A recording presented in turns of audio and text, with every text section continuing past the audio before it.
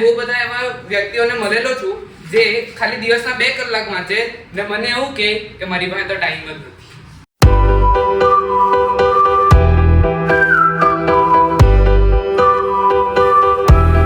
Good morning everyone. તો આજે હું એકવાર ફરીથી રિપ્રેઝન્ટ કરું છું મારો ટોપિક. તો આજનો મારો ટોપિક છે ઇમ્પોર્ટન્સ ઓફ હાર્ડવર્ક. તો અહીંયા બધા સ્ટુડન્ટ હાર્ડવર્ક કરતા છે. તમને એવું લાગે કે હું 24 આવર ભણતો છું ને બહુ બધું કામ કરતો છું? કોઈને લાગે એવું કે મેં બહુ હાર્ડવર્ક કરતો છું? કોઈને નહીં. તો મેં બહુ બધા એવા વ્યક્તિઓને મળેલો છું જે ખાલી દિવસના 2 કલાક વાંચે ને મને એવું કે મારી પાસે તો ટાઈમ નથી. આખો દાડો જોવા દે નહીં, મેં ટ્યુશનમાં ભણું, સ્કૂલમાં ભણું ને પાછી મમ્મી ટોક કર્યા કરે વાંચવા બેસ ને. તો તમે હાર્ડવર્ક કેમ નથી કરી શકતા? તમને એનો રીઝન ખબર છે? સૌથી મોટો રીઝન છે મારી ગમે ફોન. 98% સ્ટુડન્ટ જે છે ને તે ડ્યુ ટુ કોરોના ઓનલાઈન ક્લાસના લીધે જે હાર્ડવર્ક કરતા હતા ને તે પણ પાછા PUBG, સ્નેપચેટ. તો એક સોલ્યુશન જે મેં આજે તમને આપું તે સ્માર્ટ વર્ક નહીં કરવું, હાર્ડવર્ક કરવું. એક સ્ટોરી કેવું તમને.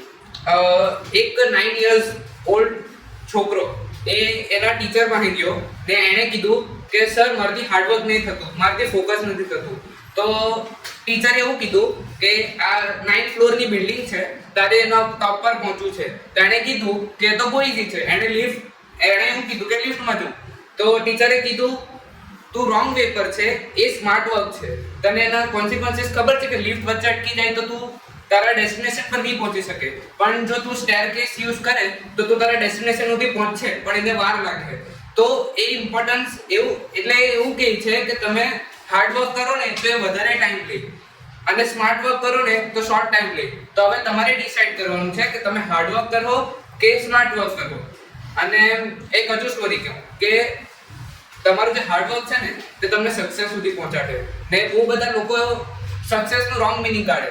સક્સેસ એટલે હું પૈસા કમાવ્યા, ઘર ઊભું કર્યું મોટું, વાઈફ આવી ગઈ, એસો આરામની જિંદગી. પણ ના, સક્સેસ ઇટ મીન્સ કે તમે તમારી બેકમાં જો કે તમે કેટલું હાર્ડવર્ક કર્યું. જે ઇમોશન એમ જે ફિલિંગ હોય ને જોયની તે તમે રિયલાઇઝ કરો.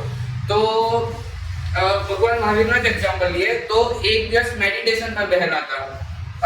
તો એક ગુવારીઓ તે ગાય ચરાવવા આવેલો ને એણે ગાયને મૂકી દીધો અને ભગવાન મહાવીરને કીધું કે ધ્યાન આપજો. પણ ભગવાન મહાવીરે સંભાળ્યું જ નહીં અને એટલું એમ ડીપમાં જતા રહ્યા ને પોટેન્શિયલ એમનું એટલું હતું કે એમને સંભાળ્યું જ નહીં. તો પેલો એમને ગાળ દે એમ દે બધું બોલ્યો.